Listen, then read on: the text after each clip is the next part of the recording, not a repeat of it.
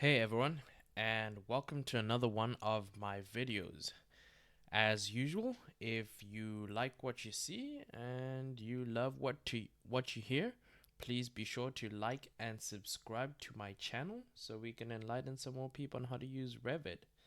Alright, without further ado, I will show you in this video how we should draw pipework that's on grade.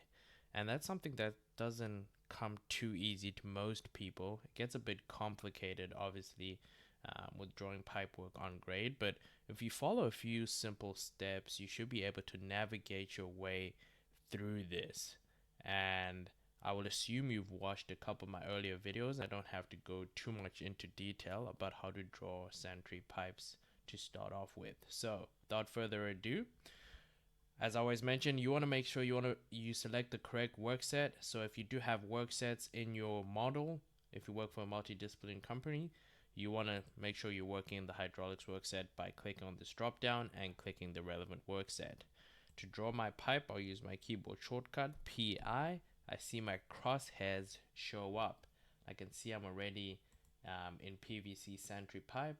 That's great. 100 mil pipe, fantastic. I saw my offset at -400, which when you're drawing sanitary pipework, you're usually going to be below the slab. So if you assume a slab depth of 200 mil and take into account your pipe bend, you generally do start around -400. So I'll keep it there. I'll just check some of these other properties. I make sure my system type is sanitary. That's fantastic. And I make sure that, yeah, that's about it. I think we're pretty good to go. So when drawing pipework on slope, you really want to focus on this bar here, and you can see it has your various options here. You have your slope off. That means you're drawing your pipe with no slope, and that's what we have selected. You have your slope up, so that means you want to draw your pipe sloping in the up in the direction you're going, or slope down, which is slope down in the direction that you are going. And then you can select some predetermined slope values here.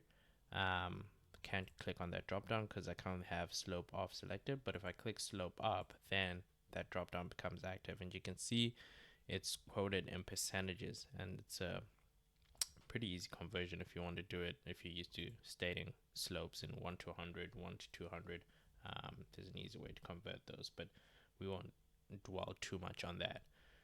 I'll show you a couple of ways to draw pipes on grade, because there are a few ways. The first one is just to draw a normal pipe that's not sloped. So I'll just draw an arbitrary pipe here.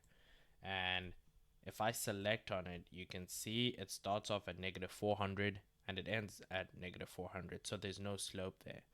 If I wanted to add slope to it, I'll click on that pipe while it's ensure it's selected, and I'll click the slope button, this button right here.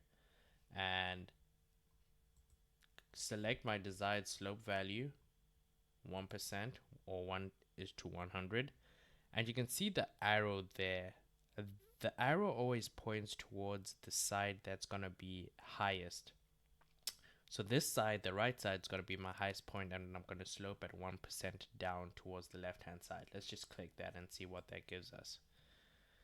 So you can see here my values have changed, right? Before, with no slope, we had -400 and -400, but now we have that 1% slope. And like I said, this is now my highest side. A bit confusing because we're doing negatives, but -389 is a higher point than -400.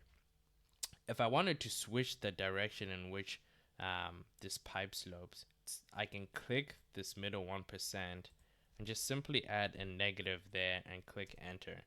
And you can see that this side now is now my highest end at -400, and it slopes right to -411.